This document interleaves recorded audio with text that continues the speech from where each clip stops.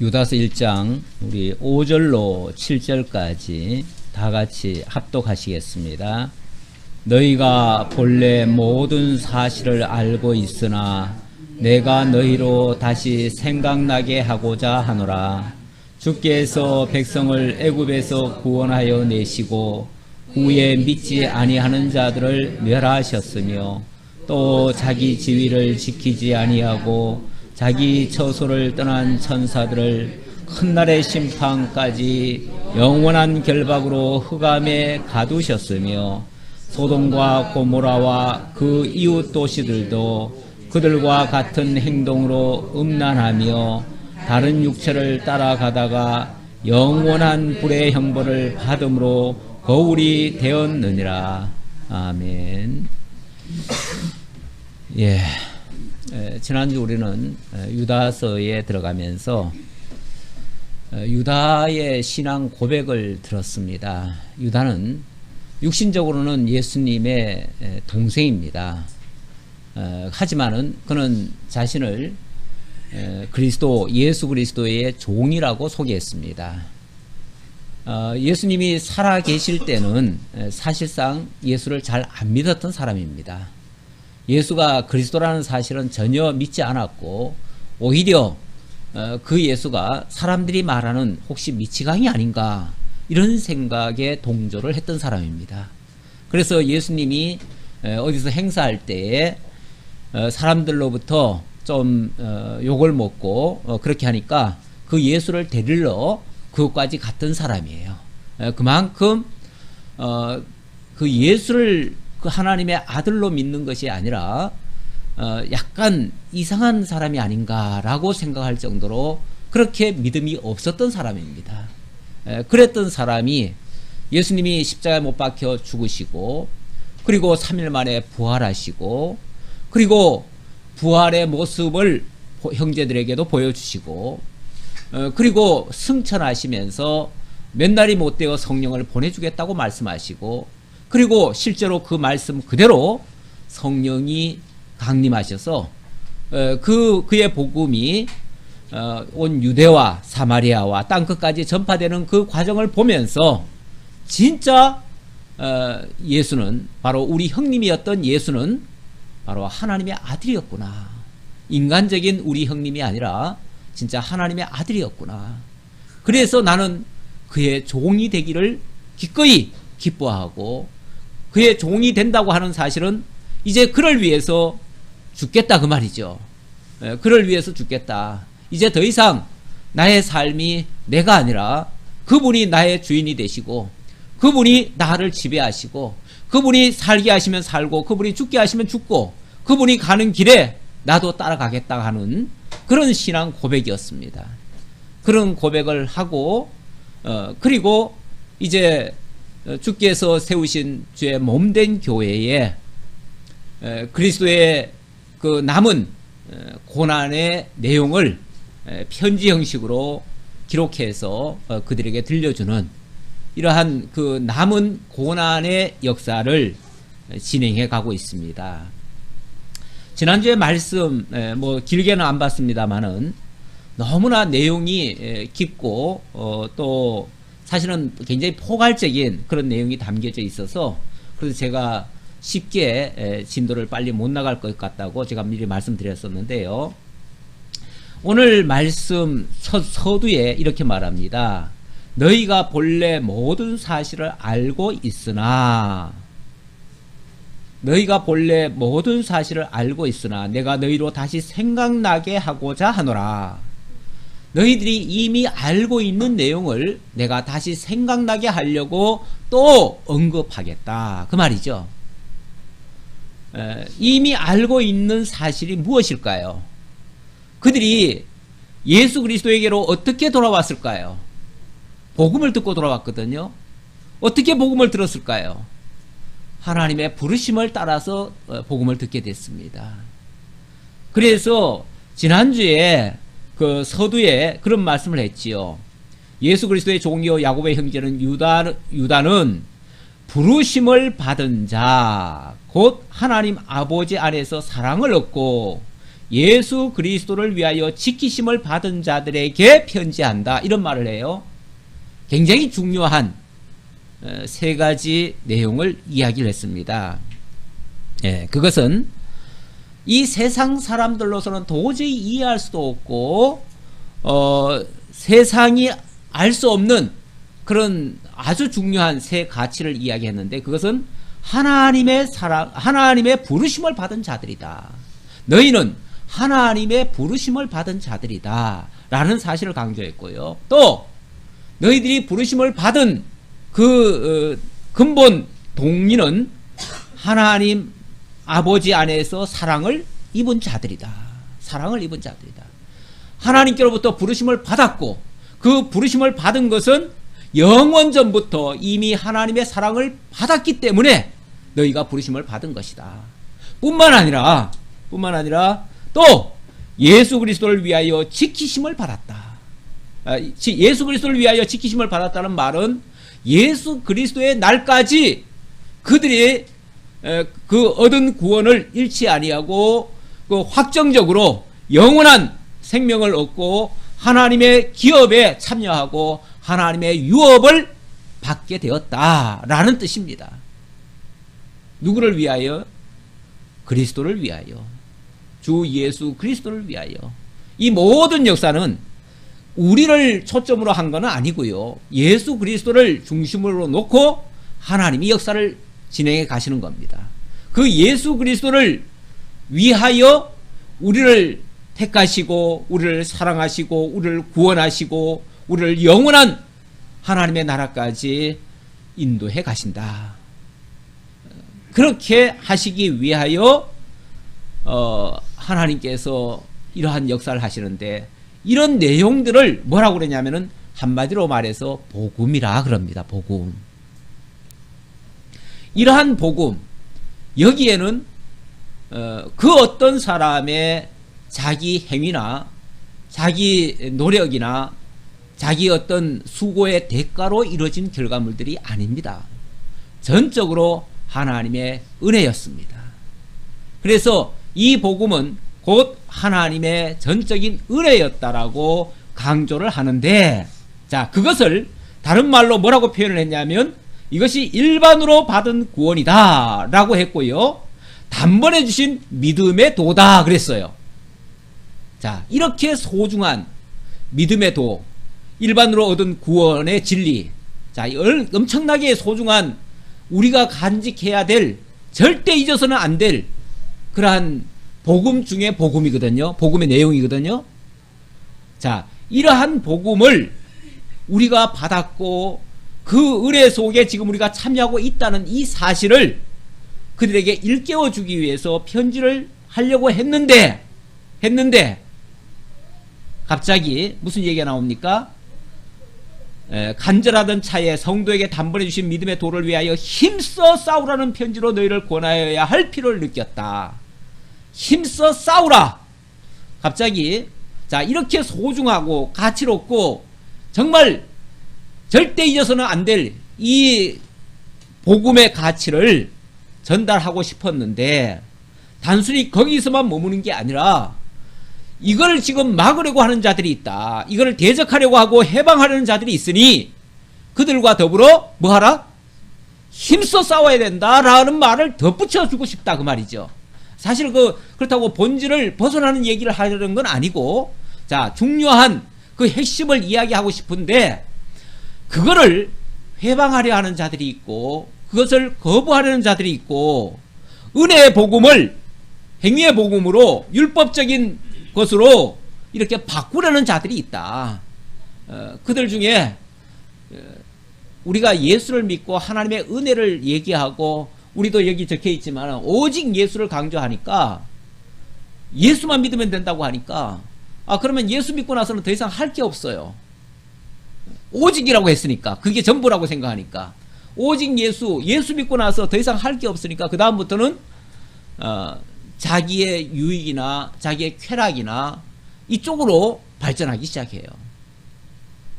그러다 보니까 그만 신앙의 그 본질에 서 있지를 못하고 격가지로 빠지는 거죠. 빠져가지고 예수는 이미 믿었겠다. 하나님의 은혜는 이미 받았겠다. 더 이상 할 게 없으니까 이제부터는 먹고 즐기고 노는 일로만 이렇게 나가자.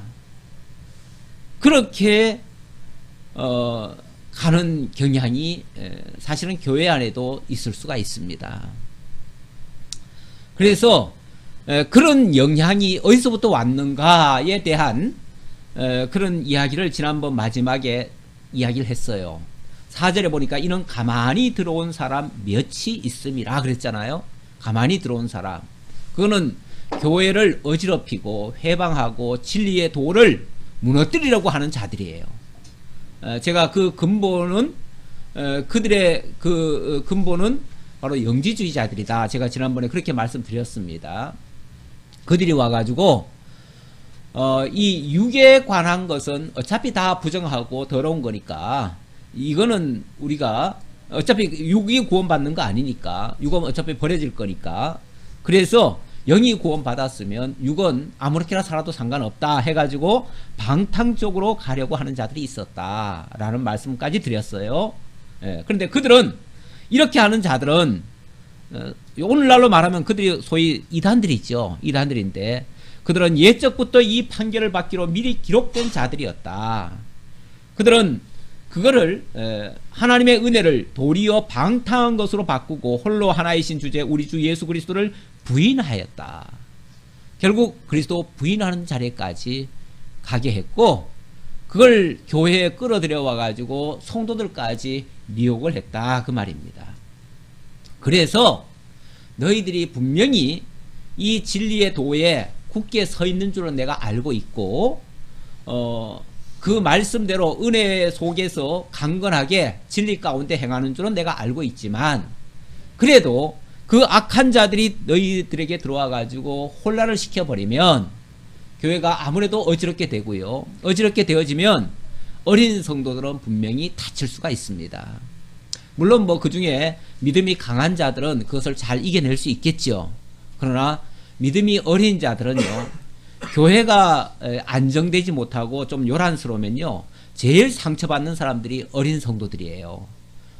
교회에 나온 지 얼마 안 되거나 또 교회는 오래 다녔어도 이 진리에 대한 지식이 부족한 자들 이런 자들은 뭐 딴 사람들이 예수 믿고 편안하니까 그냥 나도 편안하게 지내낸다 생각하는데 어느 날 보니까 교회가 시끄러워요. 그리고 가만히 보니까 한쪽에서는 힘들게 신앙하는 것 같고 한쪽에는 쉽게 하는 것 같으니까 쉽게 하는 쪽으로 가려고 하지요. 아무래도 그렇게 해서 자기도 모르게 그 진리에 서 있다고는 하지만은 결국은 좋은 쪽으로 자기들 육신의 좋은 쪽으로 기울기 마련입니다. 그렇게 되어지면 결국 그 받은 하나님에 대한 진리를 흐려질 수가 있고요. 또 무너질 수가 있어요. 그래서 그들에게 경계를 아니할 수가 없는 거죠. 그래서 지난번에 이단들의 그 근본을 먼저 이야기를 했어요. 그들은 예적부터 이 판결을 받기로 미리 기록된 자들이다 라고 했고요. 또 그들은 경건하지 않다 이렇게 말을 했어요. 경건하지 않다. 그리고 그들은 하나님의 은혜를 방탕한 것으로 바꾸고 결정적으로는 예수 그리스도를 부인한다. 여기 어찌 보면 코스예요. 코스. 이단들이 그 진리에 굳게 서 있지 않는 자들을 미혹해가지고 끌어내는 이 교회에서 끌어내거나 진리에서 벗어나게 하는 그 코스가 바로 이런 코스다 그 말이에요. 이렇게 할 것 같기 때문에 이 부분에 대해서 너희가 본래 가지고 있던 그 진리의 지식, 믿음의 도, 단번에 주신 그 믿음의 도, 일반으로 얻은 구원, 일반으로 얻었다고 하니까 뭐 쉽게 얻었다는 얘기가 아니라 이거는 우리의 수고나 우리의 노력으로가 아니라 하나님의 전적인 은혜로 얻었다는 걸 강조하려고 일반으로 얻었다는 얘기를 한 거예요. 자, 이렇게 전적인 하나님의 은혜로 주어졌다는 거, 이걸 강조하려다 보니까 이 얘기를 하는데, 자, 내가 다시 생각나게 하고자 한다. 항상 어려울 때는요, 어려울 때는 그 사건에 휘말리는 게 좋은 게 아니에요. 거기서 막 그들과 싸워가지고 뭐 어떻게 해서 이겨내고 이게 물론 급하죠, 마음이 급하니까 우선 싸우려고 하는데 초점이 맞춰지지만은 사실은 그 이전에 먼저 기본으로 돌아가야 돼요. 기본으로 항상. 뭐든지 뭐 일이 얽히거나 뭐가 잘 안 되면요, 그럴 때는 사실은 막 그 일을 하려고 하지 말고 다급한데 어떻게 안 하냐고 이렇게 말씀하시는 분들이 있어요. 물론 다급하니까 일을 해야겠죠. 그런데 다급해서 일하는 사람은요, 맨날 다급해요. 그렇죠? 맨날 다급한 일에 급급하다가 결국은 여기서 펑크나고 저기서 펑크나요. 저도 지난 주간에 사실 굉장히 바쁘게 제가 몸과 마음이 좀 바쁘게 움직였어요. 그러다 보니까 사실은 실수가 좀 많았습니다. 그래서 송구영신 예배 때 제가 실수를 좀 했는데, 사실 세상이 그렇게 바쁘면은 누구든지 다 실수하게 돼 있습니다. 뭐 목사뿐이 아니라 천하 없는 사람도 아무리 재주가 좋아도 바쁘면요, 또 그 일에 급급하다 보면은 멀리 내다보질 못해요. 넓게 생각하질 못해요. 그러다 보니까 그 일 오늘 이것만 해놓고 그러다가 이것만 얼른 하자 그러다가 그만 다른 것까지 다 망가뜨리는 그런 경우가 참 많습니다. 사실은 바쁠수록 돌아가라는 말도 있잖아요. 그럴수록 오히려 물론 뭐 제가 그날 일하면서도 오늘 이게 잘 안 될 것 같은데 그래도 다시 가자 처음부터 하자 이래가지고 자기를 다스려가면서 했지만은 결국은 실수도 많이 했어요. 그런데 어쨌든 쫓기면 뭐든지 일이 잘 안 됩니다. 쫓겨서 하는 일은 잘 안 돼요. 정 쫓기거나 정 안 되면요, 차라리 다 내려놓는 게 나을 수가 있어요. 그때는 다 내려놓고 오늘은 차라리 그만두고 정말 오늘 할 수 있는 일만 하고, 아니면 더 큰 일을 바라보자. 정말 이 일을 오늘 꼭 해야만 되는가? 안 하면 또 안 되는가? 사실은 세상에 안 하면 안 되는 일이 어디 있습니까? 안 해도 되는 일이 더 많아요. 그리고 안 해도 상관없어요. 지나놓고 보면 별것도 아니었어요. 그런데 그날은 자관 그걸 꼭 해야만 된다고 하는 뭔가 다급함이 있어요. 그래서 사람들이 꼭 실수하거든요. 급하게 하다가 실수하는데, 사실은 정 안 될 때는요, 세상에 모든 일이 뭐 얽히고 설키면요, 차라리 가만히 내려놓는 게 좋아요. 우리 이스라엘 백성들이 애굽에서 처음에 구원을 받았잖아요. 근데 그 다음에 막 일이 쫓깁니다. 왜 쫓기냐면 모세가 인도하는데 갑자기 길을 이상하게 인도하는 것 같아요.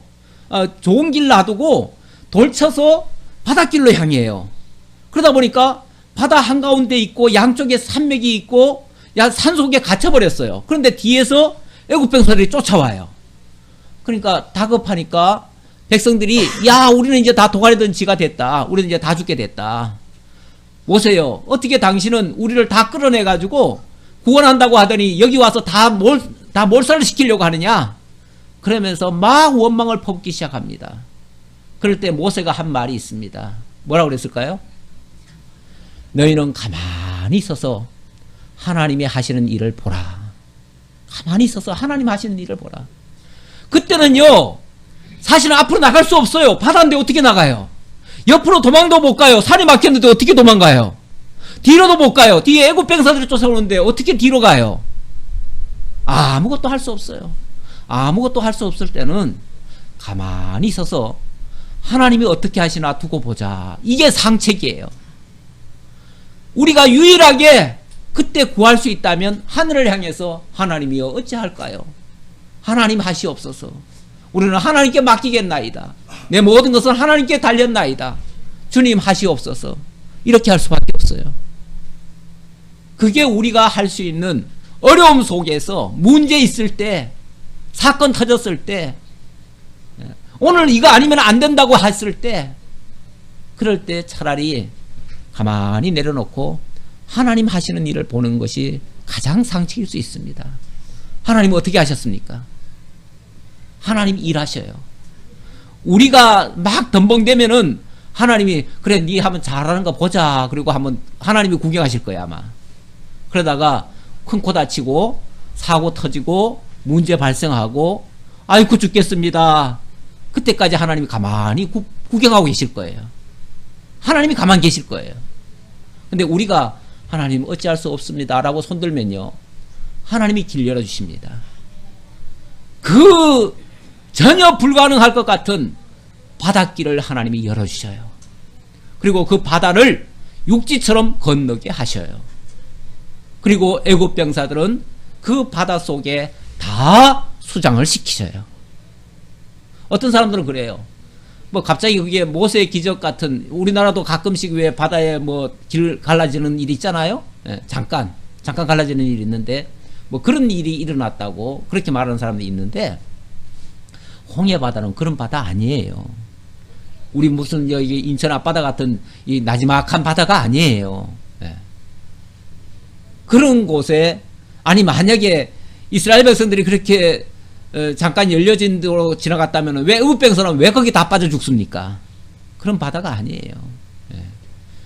그러니까 이거는 하나님이 살아계심을 우리가 내려놨을 때 보여주는 하나님의 전적인 은혜의 역사였어요. 그런 역사를 하나님이 지금 다시 생각나게 하고 기억나게 하고 하신 거예요. 그런데 5절에 보니까 주께서 백성을, 자, 그러면서 내가 너희로 다시 생각나게 하고자 하노라 하면서 예를 몇 가지를 들었어요. 몇 가지를 들은 예가 뭐냐면, 주께서 백성을 애굽에서 구원하여 내시고 후에 믿지 아니하는 자들을 멸하셨으며, 자, 이거는, 자, 지금부터는 믿지 않는 자들, 믿지 않다가 하나님께로부터 형벌을 받아서 그것을 너희에게 경계 거울로 주신 그런 사례들을 소개하는 장면입니다. 그 사례 중에 첫 번째가 바로 애굽에서 구원 받았다가도 나중에 믿지 않아서 멸망당한 사람들, 그 예를 하나 들었어요. 우리가 예수 믿고 나서 모든 것이 다 하나님의 은혜였다. 그리고 이제 하나님의 은혜였기 때문에 이제 더 이상 얻은 구원은 잃지 않는다. 이렇게 말을 하니까, 그러면 우리가 이제 마음대로 살아도 되겠네. 이렇게 말씀하시는 분들이 있어요. 또 그러니까 또 교회가 엉망진창이 돼요. 막 생활이 일단 무질서해져요. 그러니까 그래도 예수를 믿어도 행함이 없으면 안 돼. 그래가지고 이제 행함을 또 강조해요. 또 행함을 강조하면 그 다음부터는 또 하나님의 그리스도께서 십자가에 못 박혀 죽으신 그 은혜의 역사가 마치 무효화되는 것 같은 느낌이에요. 그래서 요즘 대부분의 교회나 이 지도자들은 요거를 두 가지를 이렇게 믹스를 해가지고, 그래서 하나님은 우리를 구원해 주시고 우리는 그 구원 받은 자들은 구원 그 이후에 하나님의 은혜에 보답하는 삶으로 살아야 된다. 어찌 보면 신인 합력설을 이야기를 하죠. 신인 합력설로, 그래서 우리도 거기에 상응한 그런 일을 하지 아니하면 하나님이 얻은 구원도 잃을 수도 있다. 이렇게 이제 경계를 하는 경우가 있어요. 근데 그렇게 되어지면 진짜 하나님께서 우리에게 주신 그 믿음의 돈은 또 완전히 또 무너져 버리는 거죠. 무너져 버려요. 그래서 지금 제가 말씀드리는 건 그게 옳다는 얘기가 아니에요. 그런 주장도 있다라는 걸 얘기하고, 그런 주장은 영지주의자들의 의견과 별반 다를 것이 없는 그런 의견이다, 그 말이에요. 영지주의자들도 왜 그런 이야기를 하고 그 이야기가 교회에 먹혀 들어가냐 하면, 사람들이 의구심을 들거든요. 솔직히 예수를 믿다가도, 예수 믿고 나서 하나님 은혜 속에서 우리가 구원받았다는 거 생각하고, 그러고 나서 한참 신앙생활 하다 보면 그냥 즐겁게 편안하게 신앙생활 하다 보면 어느 날 갑자기 뭔가 회의감이 들 때가 있어요. 회의감이 들면 무슨 생각이 드냐면은, 나 이렇게 믿어도 되는가? 이런 생각. 이렇게 믿다가 혹시 나는 구원 얻었다고 생각하는데 나중에 구원 잃는 거 아니야? 나만 착각하는 거 아니야? 또 이런 생각. 이럴 수가 있어요. 그래가지고 뭔가 내 구원에 좀 부족함이 있지는 않을까. 그래서 내 부족함을 좀 채우려면 뭔가를 좀 더 해야 되지 않겠는가. 이런 어떤 그래서 절충령. 어찌 보면 자기가 자기에 대한 확신이 없는 거죠. 확신이 없다 보니까 그런 어떤 자꾸 의구심을 품게 되고 그 의구심 속에 이단들이 파고듭니다. 이단들은요, 우리가 약간 의심할 만한 것들을 어떻게 그렇게 잘하는지 몰라요. 그래가지고 그것을 탁 던져요. 너 지금 예수 믿고 구원 다 받았다고 생각하지? 근데 너 이렇게 하면서 진짜 구원 받은 무슨 증거 있어? 예를 들어서 그렇게 딱 얘기하면요, 증거? 그래서 나 예수 믿으니까 나 구원 받은 거지? 그걸 어떻게 믿을 수 있나? 뭐 그러면서 이제 딱 들어오면요, 코 깨기가 딱 좋습니다. 그래서 이단들이 그런 걸 가지고 유혹을 해와요. 예, 유혹을 해오면서 뭔가를 해야 된다. 그래서 다시 끌어들인 것이 율법이고 아니면은 전통이고 아니면은 어떤 의식이고 그런 것들이에요. 그래서 율법과 전통과 의식 같은 것들을 다시 끌어들여 와가지고 교회 안에서 자꾸만 뭔가를 또 해야 되는 것처럼 그렇게 하는 경향이 있는데, 그렇게 되어지면 또 하나님의 은혜가 무너지죠. 그래서 이단들이 유혹하는 그런 것들, 그런데 이제 그렇게 의심하기 딱 좋을 만한 표현들이 본서에도 사실은 또 나오는데 뭐냐면, 자, 주께서 애굽에서 백성들을 구원하여 내시고 후에 믿지 아니하는 자들을 멸하셨다, 이런 말이 나오잖아요. 자, 그리고 보면 애굽에서 분명히 구원을 받았잖아요. 구원 받은 사람들이 믿지 않는다고 뭐 했다고요? 멸하셨잖아요. 그랬으니까 예수 믿고 나서도 나중에 뭔가 믿지 않으면은 구원을 이룰 수 있겠구나 라는 생각이 들 수 있죠. 근데 이 구원이라는 게 도대체 뭔가를 이제 좀 우리가 좀 알아야 될 것 같고요. 예. 진정한 구원이 또 무엇인가를 또 알아야 됩니다. 만약에 이 말을 문자 그대로 멸망당했다고 해서 그들이 진짜 완전히 멸망의 자식처럼 하나님의 은혜를 전혀 받지 못했다면, 그리고 가나안 땅에 못 들어갔다고 해서 다 구원에 참여하지 못했다면, 사실은 모세도 가나안 들어갔어요, 못 들어갔어요? 못 들어갔어요. 모세도 못 들어갔으면 그럼 모세도 구원을 잃었나요? 나중에 모세가 그 변화산에서 보면 엘리야와 또 누굽니까? 다니엘과 함께 있었죠. 모세와 엘리야와 예수님. 그랬나요? 그렇게 함께 있는 걸 보면 틀림없이 구원받은 사람이 맞지요. 예. 그러니까 광야에서 쓰러졌다고 해가지고 영적으로 완전히 다 구원받았는가? 그거는 아니에요. 그거는 아닌데, 다만 믿지 않는다는 거, 지금 어떤 행함이 없다는 게 아니라 믿지 않는다는 거, 믿지 않는다는 게 여기서는 가장 큰 문제예요. 문제인데, 믿지 않는 거에 대한 지금 경계를 하는 거예요. 하나님을 믿지 않는 거에 대한 경계, 그걸 하기 위해서 믿지 않았다는 것을 강조를 합니다. 죄 중에 가장 큰 죄가 뭘까요? 예수 믿지 않는 죄입니다. 예수 믿지 않는 죄고 하나님의 말씀을 믿지 않는 죄입니다. 뭐 다른 죄들은요, 뭐 우리 그 죄라고 하는 거를 규정할 때에 일반적으로는 하말티아라 그래가지고 법에 어긋나는 거를 죄라고 그래요. 법에 어긋나. 그건 어떻게 보면 이 법률적인 죄지요. 법률적인 죄예요. 그리고 또 도덕적인 죄가 있어요. 그리고 양심적인 죄가 있어요. 그런데 예수를 믿지 않는다고 하는 것은 이거는 다른 어떤 죄가 아니고요. 이거는 종교적인 죄예요. 하나님에 대한 죄예요. 하나님에 대한 죄인데, 예수님께서 다른 모든 죄들은 다 용서가 가능하다고 그랬어요. 왜? 그런 것들은 얼마든지 바꿀 수도 있고요. 회개할 수도 있고 다 할 수 있어요. 그런데 예수를 믿지 아니하고 하나님을 믿지 않는 죄만큼은 이거는 금생과 내세에 용서받을 길이 없다고 그랬어요. 왜냐하면 하나님께서 천하 인간에 구원받을 만한 이름을 예수라는 이름으로 주셨거든요.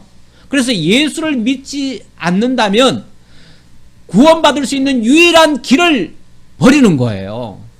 유일한 길을 그 자체를 잃어버린 거예요. 그러니까 다른 걸로서는 우리가 다 나중에 돌이키면 돼요. 돌이키면 되지만 예수를 믿지 않는다는 것은 이거는 멸망받을 수밖에 없는 죄가 되는 거예요. 일반적으로는 그렇게 생각하지 않지요. 일반적으로야 뭐 예수 믿고 안 믿고 우리가 도덕적으로 깨끗하게 살면 되지, 세상에서 착하게 살면 되지, 뭐 예수 안 믿는 거 가지고 그렇게 하나님이 화내실 거 뭐 있냐고, 착하게 살면 되지, 이렇게 얘기하는데 천하 인간의 구원 얻을 다른 이름을 주신 적이 없어요. 예수밖에는. 그래서 예수라는 이름 자체가 바로 구원자예요. 그래서 구원의 유일한 통로예요. 그래서 예수 이름을 주셨고, 그래서 광야에 진짜 만약에 멸망한 자가 있다면 그는 예수를 믿지 않는 자들이에요. 어떻게 그 당시는 예수도 없었는데 어떻게 예수를 안 믿나 그랬는데, 그 당시는 오실 메시아를 믿는 거예요. 오실 메시아. 그래서 광야에서 어떤 문제가 있을 때, 그럴 때 왜 놋뱀을 하나 들잖아요. 놋뱀을 장대에 매달아 가지고 높이 매달고 저것을 쳐다보는 자는 살리라 그래요. 그게 바로 뭘 가리키냐면 그리스도가 십자가에 못 박혀 죽으실, 그래서 그 십자가로 말미암아 우리의 죄를 대속하고 그 사실을 믿는 자들마다 구원받을 것을 예표적으로 가르쳐 준 거예요. 그러니까 구약 시대라고 해서 예수가 없는 게 아니에요. 구약 시대에도 하나님께서 메시아를 보내주고 그 메시아를 통해서 구원받을 것을 알려줘서, 그래서 구약 성도들은 그 모든 사건을 통해서 오실 메시아를 바라보고 믿은 거예요. 오늘 우리는 이미 오셨다가 부활 승천하시고 지금 천상에서 성령을 보내어 주관하고 계시는 그 예수를 믿는 거죠. 만약에 눈으로 보고 직접 목격한 예수만 믿어야 된다 그러면은 예수님 당시 사람들밖에 구원 못 받지요. 그렇죠? 그런데 오늘 우리가 구원을 받고 과거에 이스라엘 백성들이 구원을 받는 것은 바로 오실 메시아를 믿거나 우리는 오신 메시아를 믿거나 그래 똑같아요. 그래서 예수님 당시에 믿는 자들이나 이 시대 2000년 후에 믿는 사람들이나 수천 년 전에 왔다 간 사람들도 다 예수를 통해서 구원받았어요. 다른 이름은 없습니다. 그래서 여기서 중요한 것은 지금 경계하려는 거니까, 자, 교회 안에 들어온 자가 중요한 게 아니고, 이스라엘 백성들이 이스라엘 민족적으로 구원을 받았잖아요. 일단은. 그래서 이스라엘 광야교회를 이루었습니다. 광야교회를 이루었는데 그 광야교회 안에 있다고 해가지고 무조건 자동적으로 다 구원이 되느냐? 그거는 아니었다. 그 중에 믿는 자들이 있었고 믿지 아니하는 자들이 있었다. 근데 누가 멸망을 당했는가? 믿지 아니하는 자들이 멸망을 당했다. 이 얘기를 하는 거예요. 이거는 지금 구약의 그 광야교회를 오늘날 이 신약의 그리스도 안에 있는 교회 성도들을 빗대어서 비유적으로 이야기를 한 거예요. 그래서 오늘날도 이 교회 안에 있다고 해서 다 구원받는 건 아니고요. 자동으로 구원받는 건 아니에요. 이 안에서도 예수를 믿지 아니하는 자가 있다면 역시 구원받지는 못하지요. 그래서 정말 중요한 것은 예수를 믿는 거다. 이걸 지금 강조하려는 거예요.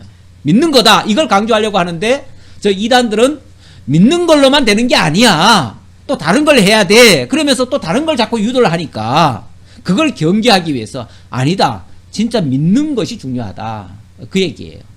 근데 자, 그들이 왜 안 믿었습니까? 안 믿은 이유를 우리가 좀 살펴봐야죠. 왜 안 믿었죠? 안 믿은 이유는 하나님의 은혜를 잊어버려서 그래요. 은혜를 잊어버려서 그래요. 하나님이 어떤 은혜를 주셨습니까? 자, 조금 전에 예를 들었던 그 홍해 바다를 앞두고 거기서 어마어마한 하나님의 놀라운 은혜, 하늘의 진짜 은혜를 맛봤잖아요?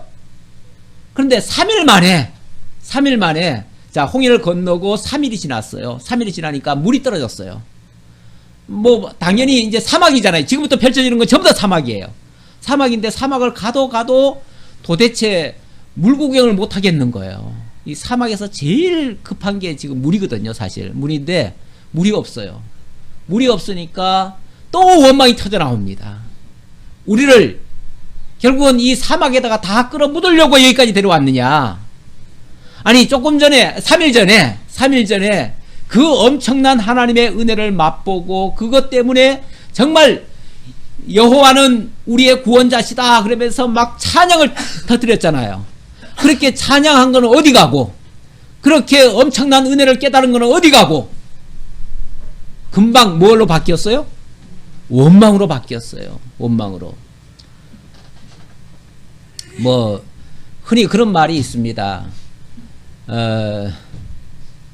의뢰는 물에 새기고 원수는 돌에다 새긴다고. 나를 서운하게 하고 나한테 원수 지은 사람은 절대 못 잊어요. 죽어도 못 잊어. 죽기 전까지도 그놈 그러다가 죽어요. 그러는데 은혜는요, 어쩌면 그렇게 잘 잊는지 3일도 안 가요. 어제 은혜 받았다고 해놓고, 아니, 오늘도 은혜 받지요? 오늘도 은혜 받으시죠? 말씀 속에서 은혜 받아놓고 집에 가가지고 사건 하나 터지면 바로 그냥 성질 내고 싸움 나고 난리 나지요? 그런 예가 허다합니다. 은혜는 당연시하고 사람들이 당연시해요. 물에다 새겼으니까 뭐 지나가면 그만이죠. 그건 기억도 안 나죠. 그래서 은혜는 사실 은혜는 그렇게 오래 가지를 않는 것 같아요. 진짜 중요한 거는 영원히 잊지 말아야 될 거는 은혜인데, 영원히 잊지 말아야 될 거는 은혜인데, 그 은혜는 어쩌면 그렇게 잘 지나가 버리고, 누가 나한테 약간 섭섭했던 말 1년이 지나간 다음에도 그 얘기를 해. 1년 전에 목사님이 나한테 어떻게 했다고 그 얘기를 나중에 봐보면 그 소리를 하더라고요. 깜짝 놀라요. 저는 기억도 안 나는데.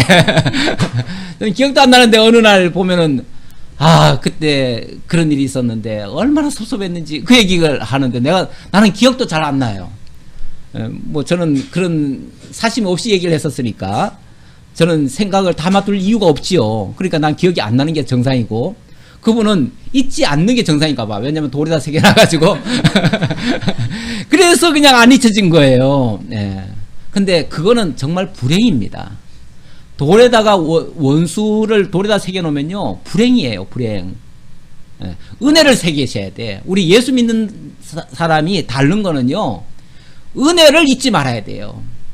우리 송구 영신 때도 하나님께서 너희 과거 얘기를 쭉 하면서 기억하지 말라 이런 얘기예요. 기억하지 말라. 그런데 우리 하나님께서 다 기억하지 말래나요? 하나님의 이름은 절대 잊어버리지 말라. 하나님의 하신 은혜는 절대 잊어버리지 말라. 하나님의 역사는 절대 잊어버리지 말라 그래요.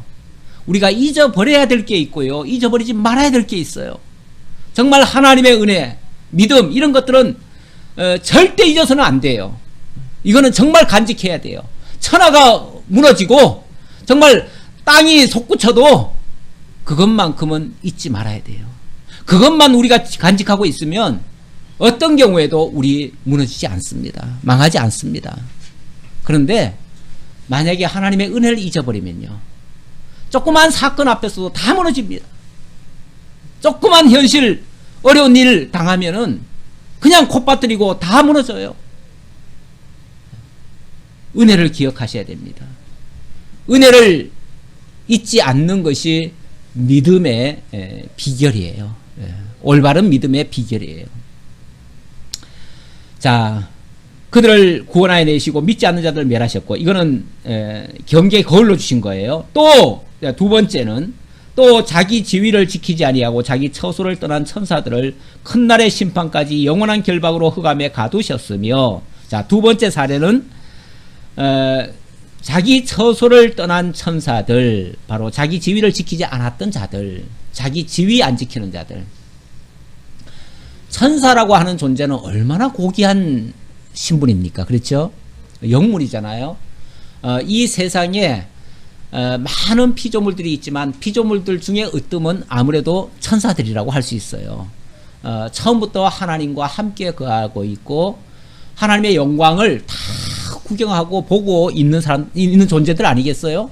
그러니까 물론 이 땅에서 유일하게 그 천사를 닮을 수 있는, 그 천사가 누리고 있는 그 은혜를 맛보고 체험하고 경험하고, 그래서 하나님의 아들의 자리에까지 올라갈 수 있는 사람이라고 하는 존재가 또 있지만은, 사람은요 어찌 보면 천사보다는 조금 못한 자리로 내려와 있어요. 그렇죠? 현재. 물론 이 다음에는 하나님이 잠시 낮추셨다가 나중에 우리가 하나님의 아들의 신분을 확보하고 하나님의 그 영원한 기업을 유업으로 받게 되어지면, 그때는 그 천사들이 우리에게 수종드는 자들이에요. 수종드는 자들이라서 우리가 그들을 부리는 자들이 되지요. 그래서 그 다음부터는 우리의 신분이 더 올라가지만, 그 이전까지는 우리가 이 땅에 이 죄와 사망 가운데 있을 동안은 천사가 월등히 더 우월한 존재예요. 현재까지는. 물론 신분적으로 나중에 가면은 우리보다 못할 수가 있어요. 나중에 히브리서에 보면은 우리가 잠깐 낮은 자리에 내려왔다가, 우리 예수 그리스도도 잠깐 낮은 자리에 내려오셨죠? 내려오셨다가 천사보다 더 우월하게 되셔서 천사들을 다 부리시는 자가 되셨다, 이런 말씀을 하시는데, 우리도 그렇게 될 거예요. 우리도. 그래서 지금은 우리가 형편없는 존재일 수 있어요. 천사에 비해서 말이에요. 천사에 비해서. 하지만 우리에게는 엄청난 소망을 주셨지요. 그래서 그것을 바라보고 가게 하는데, 자, 그 천사, 자, 이렇게 엄청난 하나님의 영광을 직접 눈으로 목도할 수 있는 그런 위치에 있는 그 천사들이 뭐 했다고요? 네. 자기 지위를 지키지 않았다. 원래 천사의 가장 제1 업무 중에 하나는 하나님의 영광을 찬양하고 그 기쁜 소식을 자기 백성들에게 전파하고, 그리고 하나님을 찬양하는 이런 일들이에요. 물론 천사 중에서도 뭐 그 역할이 나뉘어 있다고 그래요. 그런데 뭐 그런 걸 다 통틀어서 자, 이 모든 일을 해요. 그래서 하나님의 그 엄청난 사역을 이 땅에 펼치는 이러한, 그래서 하나님의 영광을 드러내는 일을 하고 또 그 영광을 찬양하는 이런 일을 해야 되는데, 이런 존재도 자기 지위를 지키지 못할 때가 있어요. 자기 지위를 지키지 못하면 뭐가 될까요? 멸망당하는 거죠. 뭐. 하나님이 아무리 귀하게 지어놨어도, 일단 천사라고 하는 존재 자체가 귀하게 지음받은 존재 아니에요? 그랬음에도 불구하고 자기 지위를 못 지켰을 때는 뭐 했다? 심판을 받았다. 그래서 큰 날의 심판까지 영원한 결박으로 흑암에 가두셨다라고 말합니다. 이들을 가리켜서 뭐라고 그러냐면 타락한 천사들, 이렇게 얘기합니다. 타락한 천사들 있죠? 있어요. 근데 이제 이 타락한 천사들, 그러면 그 타락한 천사들이 지금 어떻게 하고 있을까요? 라고 어떤 사람들이 질문하면, 거기에 사람들이 뭐라고 답변을 하냐면, 그 천사가 지금 타락해가지고 이 땅에 쫓겨나가지고 마귀가 돼가지고 사람들을 괴롭히고 사람들을 죽이고 범죄하고 못살게 군다. 그래서 지금 이 땅에 활동하고 있는 마귀 사탄은 바로 이 타락한 천사들이다. 이렇게 말하는 사람들이 있어요. 맞을까요? 다행히 우리 교인들은 그 말에는 동의를 안 하시네요. 맞습니다. 그 타락한 천사는 타락한 천사고요. 마귀는 마귀고 사탄은 사탄이고, 그렇지. 타락한 천사가 마귀가 되는 건 아니에요. 그거는 전혀 다른 존재입니다. 많은 교회들이 이거를 그냥 같이 뭉뚱그려 가지고 같이 설명을 하는 경향이 많아요. 왜 그렇게 설명을 하냐면, 저 에스겔이나 이사야에 보면은 마치 광명한 천사가 계명성이여, 너 아침의 아들 계명성이여, 네가 어찌다가 그렇게 하나님 자리 넘보다가 타락했느냐, 그래서 이렇게 뭐 땅에 떨어졌느냐, 이런 말씀이 있어요. 그런 말씀 때문에 그걸 가지고 이 유다서와 이렇게 결합을 해가지고 그렇게 해서 원래는 천사였는데 그 천사가 자기 지위를 망각하고 하나님을 대적하고 하나님 자리에 오르려다가 타락해가지고 이 땅에 와가지고 마귀가 되고, 그 다음부터는 이제 하나님을 대적하는 자가 됐다. 하나님을 대적하는 자가 되면 하나님과 동급 아니에요? 그럼 마귀의 격상을 왜 그렇게 높여놔요?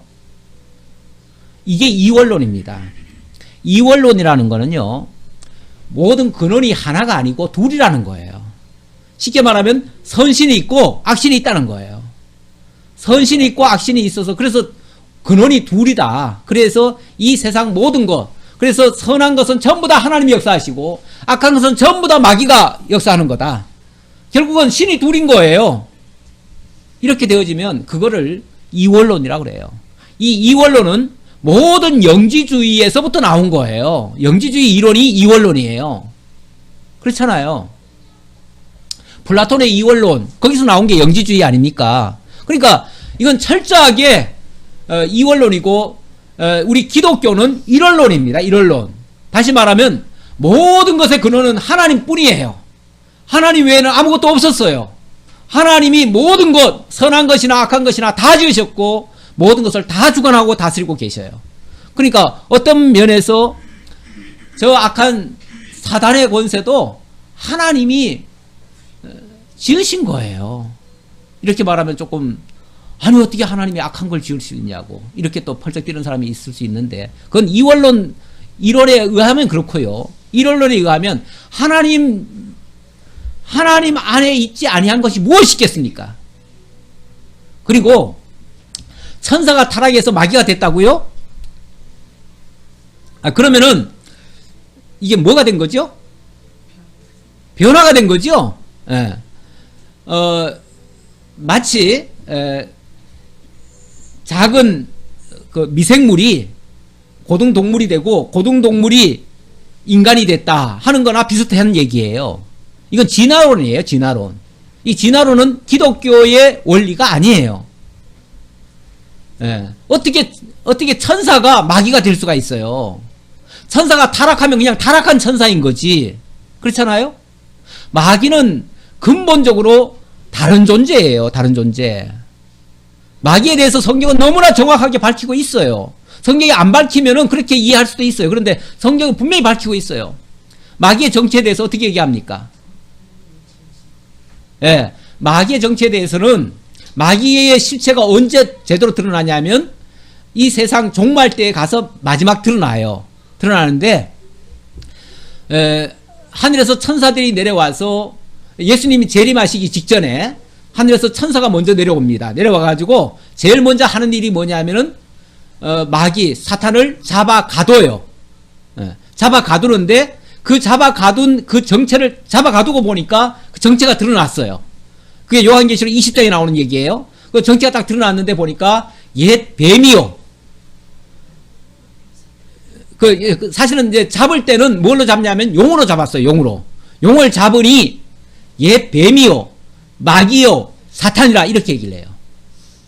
그러니까 마지막 말세 시대에 예수님 재림하기 직전 상태에서는 용이라는 존재로 등장을 한 거예요. 등장을 해서 그 용을 잡고 보니까 그 용이 알고 보니까 옛 세상에서는 뱀이었다 그 말이죠. 옛 뱀은 어디에 나옵니까? 창세기 나오잖아요. 그 창세기의 세계를 옛 세계라고 그래요. 에덴 동산을 옛 세계라고 그래요. 그 옛 세계에 그때 뱀으로 존재했어요. 근데 그 뱀은 누가 지었죠? 예, 그 창세기 3장에 보면 하나님이 지으신 들짐승 가운데 가장 강교한 것이 뱀이더라 이렇게 말합니다. 분명히 누가 지었다고요? 하나님이 지으신, 거기 들짐승이라고 우리는 이제 번역이 되어 있는데 사실은 그게 원어에 보면은 들짐승이 아니고요. 하나님이 지으신 피조물이에요. 피조물. 하나님이 지으신 피조물 중에 가장 강교하게 지은 존재, 가장 강교한 거. 강교하다는 게 무슨 말이에요? 예, 강교하다는 말이 속이고 꾀이고 유혹하고 이런 존재라 그 말이에요. 하나님이 지으실 때부터 아주 강교하게 지어 놓으셨어요. 하나님이 그 역할 하라고 지어 놓은 거예요. 악한 역할 하라고. 어찌 보면 강교하고 꾀이고 속이라고 지어 놓은 거예요. 그래서 제일 먼저 한 일이 뭐예요? 아담을 꾀이잖아요. 아담을 속이잖아요. 선악을 알게 하는 나무의 열매를 보면서 야, 너 저거 먹으면 하나님같이 돼 이렇게 속였잖아요. 그래가지고 그만 덜컥 유혹해가지고 먹게 한 거 아니에요.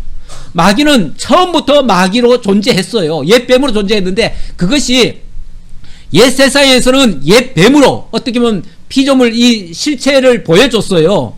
하기야 그때는 하나님과 아담이 대화하는 시절이었으니까 당연히 옛뱀도 함께 대화할 수 있는 존재였어요. 그랬는데 이제 이 그 옛 세상이 끝나고 에덴 동산에서 추방됐잖아요.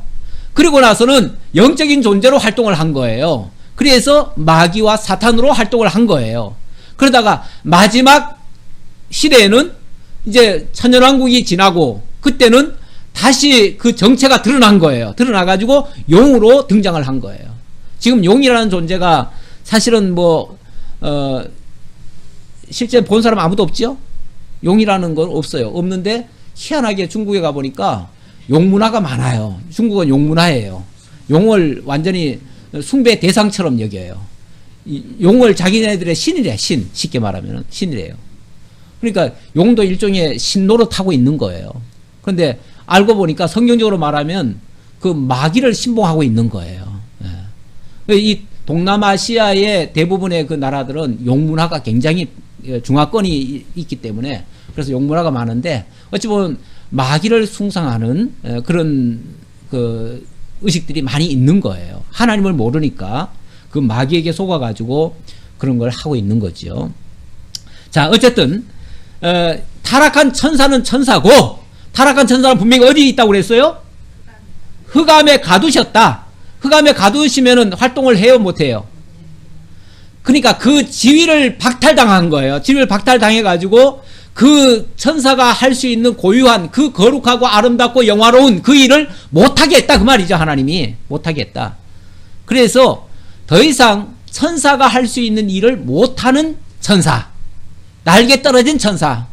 날개 떨어진 천사는 아무것도 못하지요. 결국 아무것도 못하는 존재가 돼버렸다. 그게 멸망이에요. 천사의 멸망이에요. 천사라고 그렇게 존귀하게 지음받았어도 결국 자기 지위를 못 지키면 멸망을 당했지 않느냐. 이것도 우리에게 뭘로 준다고요? 경계의 거울. 그 다음 또 하나의 거울을 또 줍니다. 소돔과 고모라와 그 이웃 도시들도 그들과 같은 행동으로 음란하며 다른 육체를 따라가다가 영원한 불의 형벌을 받음으로 거울이 되었느니라. 소돔과 고모라는 철저하게 육을 추구하던 곳이죠. 거기는 간음을 행하며 다른 색을 따라가다가 영원한 불의 형벌을 받았는데 오늘날 동성애 같은 것이 거기서부터 나온 겁니다. 그래서 동성애라고 하는 것이 원래 그 다른 표현으로 소도미스트인가 그렇게 얘기 표현을 해요. 그러니까 소돔병이다 그 말이에요. 그 병이 소돔병이다. 소돔에서 그런 일을 많이 했던 자들인데 그 말을 하면서 뭐라고 얘기합니까? 그들과 같은 행동으로 이 말 소돔과 고모라와 그 이웃들도 그들과 같은 행동으로 그들이라는 말은 뭐죠? 누구를 얘기하는 말일까 이거는? 소돔 얘기하는 게 아니에요.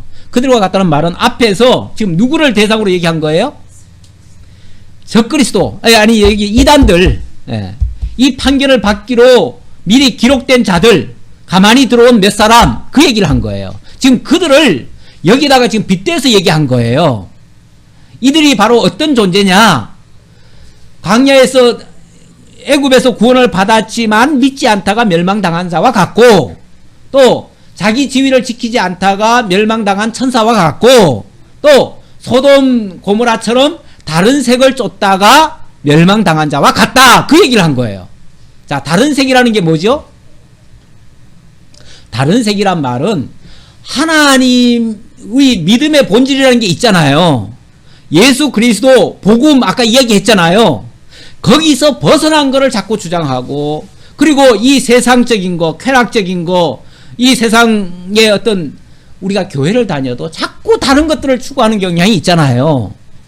믿음의 본질에서 자꾸 벗어나가지고 다른 걸 자꾸 추구하고 세상적인 걸 추구하고 다른 명예적인 걸 추구하고 지난번에 말했던 것처럼 야고보가 얘기한 것처럼 이생의 사랑과 또 안목의 정욕과 육신의 쾌락과 이런 것들만 자꾸 추구하고 그렇게 되어지면 그게 다른 색을 쫓아가는 거예요. 다른 색을. 그러니까 이 교회가 본래 지켜야 될 이 교회 고유의 진리 체계가 있어요. 근데 거기서 자꾸 벗어나 가지고 다른 쪽으로 가기를 원하면은 이게 다른 색을 쫓아가는 거예요. 그게 바로 소돔 고모라 병과 같은 거예요.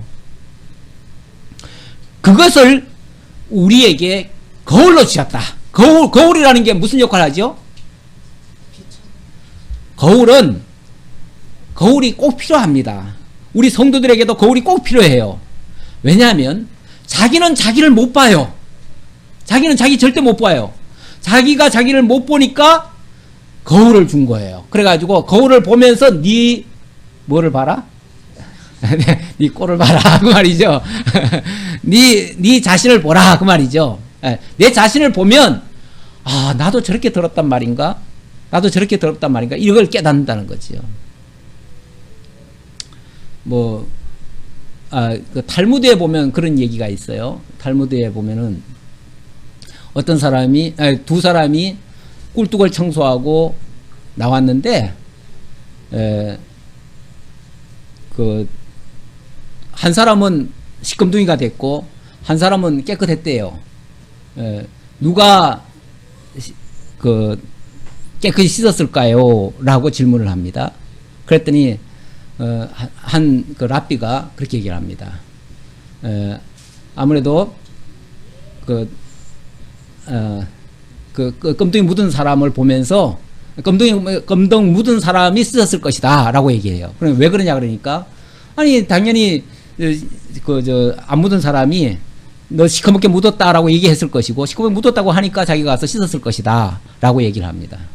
그랬더니 다른 랍비가 있다가 아니라고 그 사람을 보면서 아마 이 사람이 씻었을 거라고 이렇게 얘기를 합니다. 그러니까 또 한 랍비가 있다가 아니라고 둘 다 가서 씻었다고. 어느 게 정답일까요? 둘 다 씻었겠죠. 왜 씻었을까요? 서로 보고 또 일단은 굴뚝 들어갔다 나왔으니까 씻어야죠. 당연히 씻어야 되고 어쨌든 서로 이렇게 마주 보게 한다는 거는 거울로 보게 한다. 이제 그 얘기 하려고 한 말이에요. 그러니까 이 거울이라고 하는 것이 우리에게 꼭 필요합니다. 그래서 교회에서도 가끔씩 거울을 하나님이 보여주십니다. 그 거울이 뭘까요? 그 거울이 꼭 좋은 것만일까요? 때때로 안 좋은 것도 지금 여기도 보니까 세 가지 지금 안 좋은 걸 얘기하잖아요. 세 가지 굉장히 이건 경계해야 될 거를 갖다가 거울로 주셨다 그랬잖아요. 그걸 가지고 뭐 하라고요? 우리 자신을 돌아보라고. 사실은 신앙이라고 하는 거는요, 제일 중요한 거는 나 자신이에요.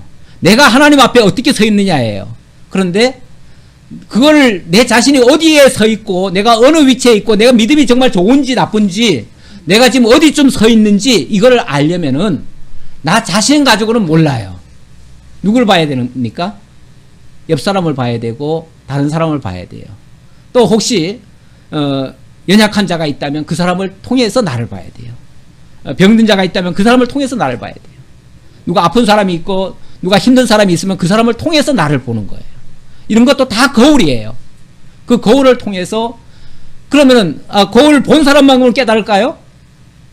본 사람과 그 거울로 비치는 사람과 함께 다 같이 깨달아야 돼요. 기도합시다. 아버지 하나님 감사합니다. 하나님이 우리에게 너무나 소중한 진리 단번에 얻은 믿음의 도를 주시고 이 복음으로 우리를 부르시고 하나님의 거룩한 구원에 참여케 하셨습니다. 이 엄청난 은혜를 우리가 받았음에도 때때로 환경에 치여서 우리가 잊어버릴 때가 너무나 많습니다. 하나님의 은혜를 물같이 흘려버리고 정말 악하고 좋지 않은 것들은 잊지 못하는 이러한 병폐를 안고 있습니다. 우리가 얼마나 사악한 존재인지를 기억하게 하시고 정말 하나님 앞에 말씀 앞에 우리가 순종할 줄 아는 그래서 자기 지위를 지키고 자기 분수를 알고 자기 역할을 수행할 줄 아는 참으로 하나님의 존귀한 하나님의 자녀들 될 수 있도록 인도해 주옵소서. 모든 것 감사드리옵고 예수님의 이름으로 기도하옵나이다. 아멘.